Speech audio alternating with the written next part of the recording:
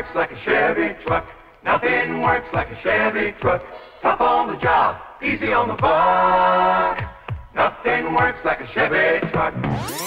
Nothing works like a Chevy truck. Nothing works like a Chevy truck. Tough on the job, easy on the buck. Nothing works like a Chevy truck. Nothing works like a Chevy truck. You know, guys, I love this truck. It's obviously big and green, but there's a problem. It's supposed to be fast and loud, but it's quiet and slow. And we want to make this truck into a project truck. The idea is to make it drive and sound as good as it looks. So I've asked Andre to work on this for me, for us. Let's check out, see what he's got. Hey, good morning, Andre. Hey, Roman. Dude, what you got there?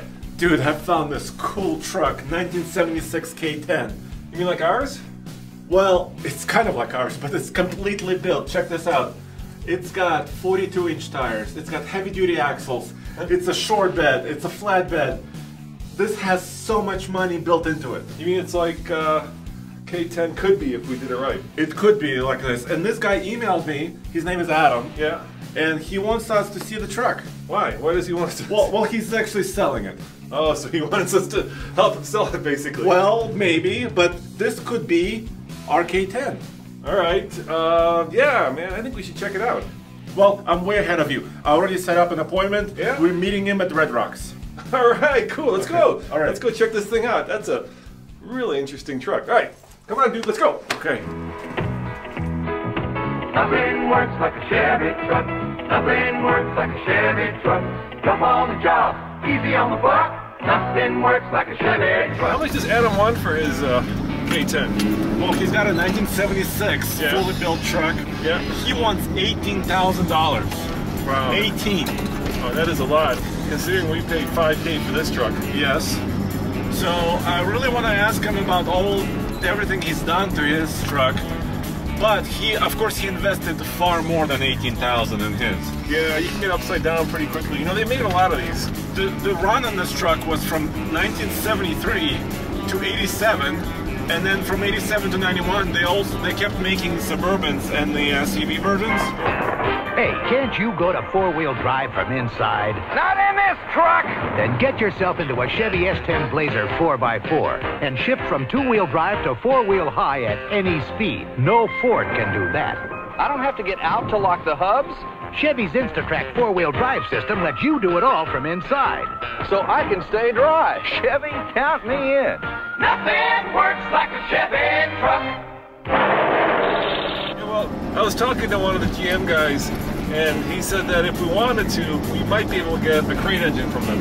Ooh, that would be really awesome. Yeah, this thing needs a crate engine. This 305 is just not hacking it. Maybe in 1985 it did, but not in 2017. No, and it needs to be louder, you know, custom exhaust system. Yeah, so I was on Chevy's website checking out their crate engines because I was dreaming, right? Yeah. They got a lot of them, dude. I mean, they got everything from 350s to 350s with fuel injection to the LS, the engine that is in the Corvette. Yep. And I'd love to stick something a little bit more modern in here. And the question is, if GM goes for it, keep in mind we're living on YouTube money. We don't have that kind of big bucks, right? Right. What engine should we put? Standard on C10 is the 4.1-liter six-cylinder gas engine, which offers excellent fuel economy. So, Andre, guess what I've done? What? I've set up a meeting with GM at the North American International Auto Show, or Detroit. Okay, awesome. Yeah. Okay. And so we're going to pitch him on the idea of giving us a great engine to stick in here. The question is which one? Hey, can you do me a favor? What? Can you write up a post for tfltruck.com and ask our viewers and readers what engine they would put in here? The regular cab is available in a fleet side or a step side model. Andre, What? here's why we need a bigger engine. I am floored going up this hill. But it's not a big hill. I know, I'm doing 45. Okay. Are you in top gear? I'm in third, man. Okay. Everybody's passing us. We're third is actually fourth because we have a granny gear, right? Yeah, who cares? We're slowing down traffic. I can barely keep up with that VW Beetle ahead of us. Oh, this is sad, dude. Sad. No, we're gonna get a powerful motor in this. Oh, it's slowing I'm pushing so. Oh, it's a diesel. I can't keep up with a diesel. VW. My Hey, gosh. don't give them a hard time. Okay. All reasons why C10 and Chevrolet are #1 and taking charge.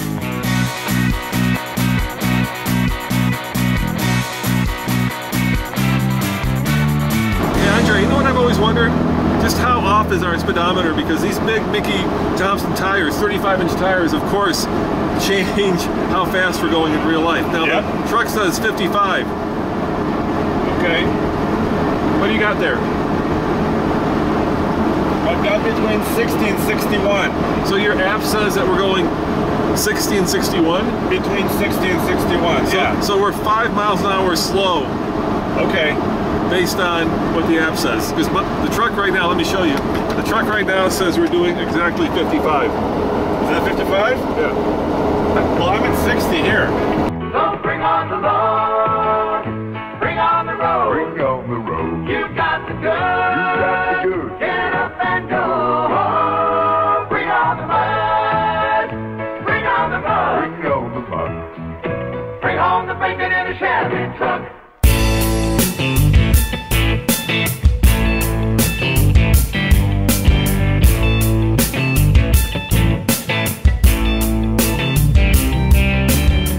What year is it and how long have you had it? It's a 1976 Chevy K10. I've had it for 9 years. So it's your baby, man. It's my baby. All right, well, let's kind of talk about it. Obviously, you've got the flatbed. Let's start with that and we'll work our way forward. Sure.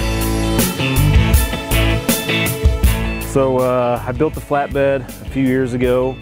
You know, I decided for a rock crawler, if you're going through tight trees or tight rocks, you're gonna bang up a regular bed. So did you learn to weld on this thing? I did, I did. I had a little bit of practice before that, but I mean, there's thousands of welds in here. I think I went through 3 or 4 spools of welding wire. I love the vise, man. How did that come there? So this was my wife's late father's bench vise. And I used it for years and decided with a flatbed and with a rock crawler, it's good to have a vise, so. All right, and I see you've got beadlocks and 42s. Yeah, those are Raceline 17-inch beadlocks. I don't have any problems with them leaking air or anything. I can air down to, I've had it down to 5 PSI on the trail.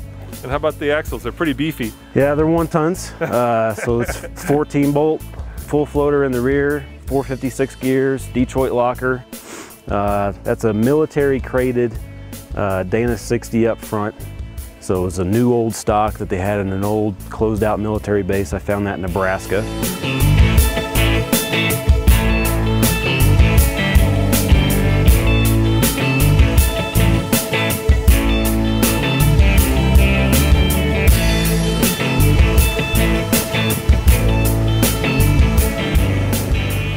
Yeah, so what's under the hood? Good old 350. Yeah, so it's the stock 350. Stock 350.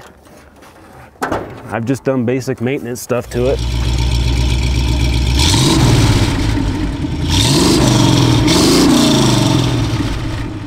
So all the ignition is AC Delco, radiator hoses. It's got headers, long tube headers, but I've pretty much left it alone. The carburetor I bought 2 years ago. That's a Quadrajet, Rochester Quadrajet. So any issues with power up here?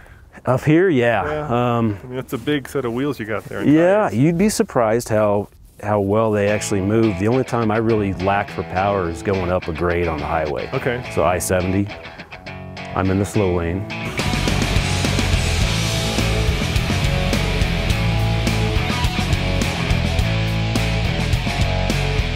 I can see myself, you know, wheeling in Moab.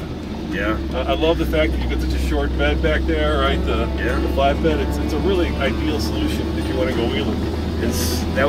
I love the classic looks of it, you know, which is why I didn't go too crazy with trimming the fenders or putting a ton of tube work into it. Yeah, I mean, at some point, the more off-road worthy you make it, the less on-road worthy it becomes. Right.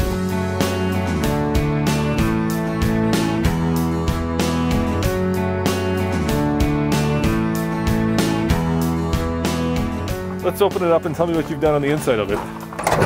So seats are out of a 96 Silverado. Yeah. I actually built my first welding project. I built a seat frame for it. out of 1-inch square tube. So it all integrates nicely like it was supposed to be there all along. It looks comfy. How about the transmission? Transmission I swapped out a few years ago. It had the 3-speed automatic, the Turbo 350. Yep. I got rid of that and the 203 transfer case that was in it. That's a SM 465 4-speed with the granny, just like in your big green K10. Yep. And the Thing's bulletproof, I hear. It is bulletproof, man. It's a dump truck transmission. I mean, they put them in dump trucks. How much do you think you're putting out here? Well, there's no emissions equipment on this one. It's 200 plus. Yeah. Yeah. I think the factory configuration was like 250 horse or something like that. Yeah, ours was 165 out of the factory. Yeah. I love the light steering too. That's the hydro assist. Yeah, yeah, it's really nice for such a big beefy truck that has such big wheels, 42s, right? And you can just turn it, you can literally turn it with one finger. One finger. Yeah, that is a sweet.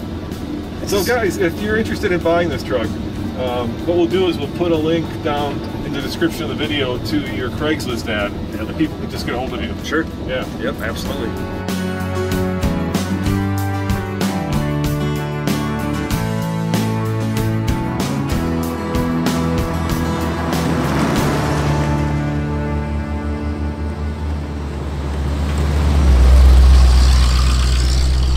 And how about the shocks? Talk to me about those. Bilstein shocks. Yep. At all four corners, they have, I believe, 15 inches of shock travel. I use all of it. You also got a Warren 10,000 pound winch. Yep. And this is a Warren transformer, you know, vintage brush guard. So those are hard to find. So I got to ask you, why are you selling it? It's a beautiful truck. I'm a dad. Yeah. I got twin toddlers, and I'm a stay-at-home dad too. So we're single income, and I'm running out of time and money to even play with it anymore. So you need to swap it for like a Subaru. Yeah, I bought a Tundra. I actually was watching your guys' truck videos when I was truck shopping and got a Tundra. And that's a little more room. It's a great truck.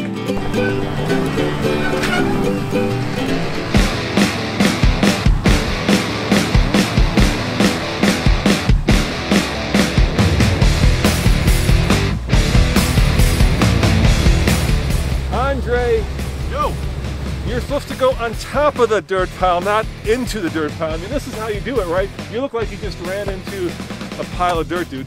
Well, this is the star of the show, isn't it? This K10 here.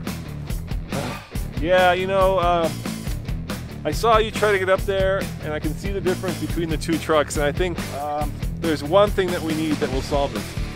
What, at least more power. Yeah, that's right, more power. If in doubt, just add more power. Okay, and just slam into it. Yeah, exactly. As always, this is Roman and Andre saying thanks for watching this episode of Big Green, and come back next time when hopefully we'll have a plan in place with your help. Check out tfltruck.com, give us some advice. See you guys next time. And Andre, it looks stupid. Dude, I'll do it again. No, Okay. no, don't.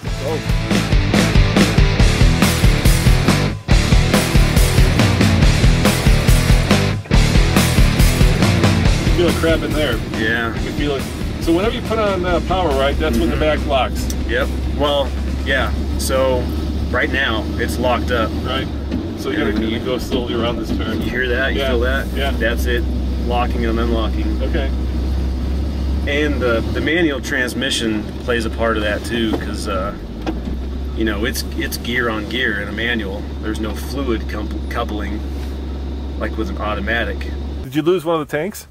I lost both tanks. Okay. I took the dual 16-gallon saddle tanks out and put a 31-gallon Blazer tank, K5 Blazer tank in the rear. So you only have one place to fill. You don't One place to fill. You don't have to go around the gas station. Not anymore. Have you been wheeling? Have you been to Moab? Went to Moab 2 years ago. Did Poison Spider, Golden Spike, and Gold Bar Rim. Any issues? I actually broke my previous MP241 Okay. on Golden Spike. And how'd you break the transfer case? The drive shaft I had in it ran out of compression travel, and basically became a battering ram to the front face of the transfer case. No. Cracked it, lost all my fluid, and we were stranded there overnight. And I limped out Golden Spike and Gold Bar Rim the next day in two-wheel drive. I want to ask you about this. I thought this was an 81 light setup, but you're saying that this is based on the trim level of the truck. Well, it could be 81. You know, this era of truck, everything, you know, on the outside's the same. Your headlight configuration could be based on trim level package deal. I had an 86 that had the same configuration. I had a friend that had an 84 that had the quad headlight configuration with the turn signals behind the grille. It's as far as I know, it depends on the package that you get with the truck. Nothing works like a Chevy truck. Nothing works like a Chevy truck.